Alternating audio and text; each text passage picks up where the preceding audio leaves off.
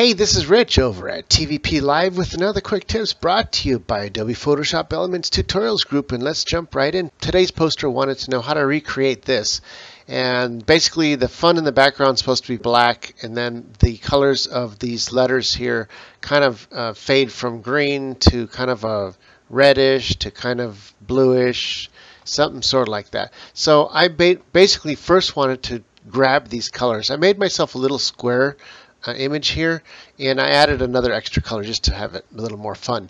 It doesn't have to be these colors, it could be whatever you want, and you don't even have to recreate these exact colors or make this box at all. It's whatever you want to do, but as long as you got the colors there, the separated, so that you can choose them later, that's kind of important to have those colors. So what you want to do, I'm going to turn that off for a second, and I'm going to show you what I did is I have the letters set up separately, 3 different layers. 1, the fun in the very background. 2, the typewriter lettering here on top of there, and 3rd, the most fun. It's not the exact same fun, and it's okay. It's just for looks. So let's start with the fun. That one's black like it's supposed to be, so there's nothing we need to do with that. Next is going to be the typewriter color, but I'm going to put a layer of white in between here so that we can turn off the background and just have a white blank sheet to work with. So we want to make one version of each one of these colors of the exact same words. So I'm going to take the first one and I'm going to come up here and duplicate it 3 more times. So now we got 4 different layers. Let's turn off the first 3 and work with the first layer. We're going to change this color to the green. How do we do that? We come over here to the eyedropper tool, grab the first one, click on the first one. You can see the color palette change down here.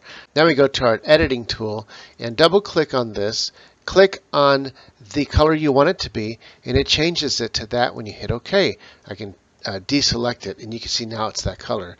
Now let's go to the second one. I'm going to turn that one off. Go to the second one and do the same thing.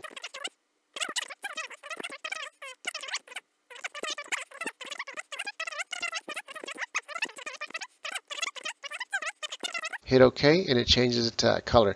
Now what we want to do is change the 4 sets of letters from letters to actual pictures, because that's the way we can do erasing of different parts. So I'm going to right click on the top layer up here and simplify layer. Turns it into a picture. That way we can dissolve it later. Turn that off. Go to the next layer, right click and simplify that layer. Turns it into a picture.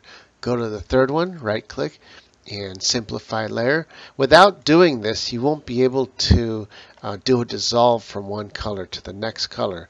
I'm going to simplify layer. Okay, now we're on this bottom one. I'm going to turn on the next one up. That's green.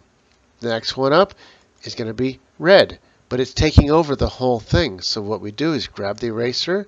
Let's grab a 600, and that'll give us a brush that's big enough to dissolve to 4 different colors. Now since red is up, let's go ahead and choose the red, and we're going to erase with this big soft brush at the beginning, and you can see that it dissolves from the green to the red. Now we're going to turn on the next layer up, which is the green, and now we choose that green up there, and now we can dissolve from the green to the red, leaving the light green here. And then finally go to the top layer and turn that one on, which is the purple. And we do the same thing. We're going to dissolve from the green to the red to the light blue, leaving the purple. And that's pretty much it. It's really simple to do, and that's all there is to it. Now I'm going to take those 4 layers, choose them all. I'll right click and say merge layers, and that turns that whole set of layers into one picture. Let's do the same thing with the most fun here.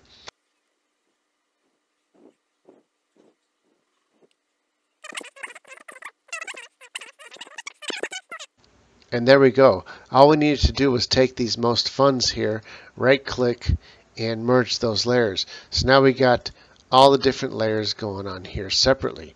Let's go ahead and add a little bit of a drop shadow to these so that they stand out more. So we're going to right click, edit layer style, go to drop shadow, turn it up all the way and make the distance drop down like that. You can see it working right there, and then we'll soften it up right around there. That brings it up, gives it nice dimension. Let's go ahead and do the same with this one. Your style, turn on the drop shadow, turn it up all the way, bring the distance down a little bit, and then make it nice and soft. That makes those letters pop out and look fun.